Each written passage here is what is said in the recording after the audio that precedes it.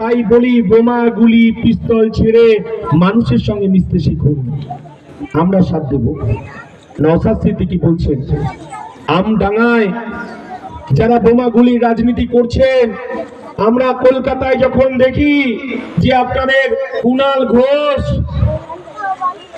CPM এর মোহাম্মদ সেলিম, সুজন চক্রবর্তী, বিজেপির দিলীপ ঘোষ যখন একসাথে বসে ঠান্ডা ঘরে চা খায়, তখন কিন্তু কেউ মারামারি করে না, আর মারামারিটা হয় বুথে।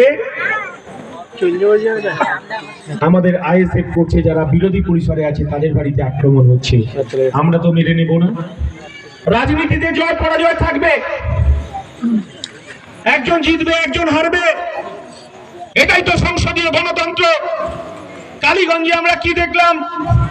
কালীগঞ্জে আমরা দেখলাম তৃণমূল ভোট লুট করে ওখানে তৃণমূল জিতলো, সবুজ আবির মাখলো।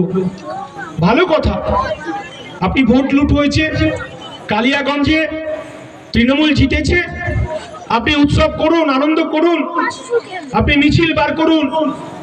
কিন্তু আমার তামান্না বোনটা 10 বছরে, আমার কন্যা সম তামান্নার বয়স 10 বছর, তার বাবা সিপিএম করতো, তার বাবা ওখানকার কংগ্রেস প্রার্থীর হয়ে প্রচার করেছিল। মেয়েটা বোঝেনি, তৃণমূল জিতেছে বলে তাও হয়তো জানে না। মেয়েটা ফোরে পড়ে, মেয়েটা যখন বিজয় মিছিল যাচ্ছে, মা তখন রান্নাঘরে বসে রান্না করছে, ও রাস্তার ধারে এসে বিজয় মিছিল দেখছিল যে তৃণমূলের দাদারা নাচানাচি করছেন, সবুজ আবির মাখছে, আর এই তৃণমূলের গুন্ডা বাহিনী ওই মেয়েটাকে একটা বোমা দিয়ে তার শরীরটাকে ছিন্ন ভিন্ন করে দিল। মেয়েটা ওখানে মারা গেল, তামান্না।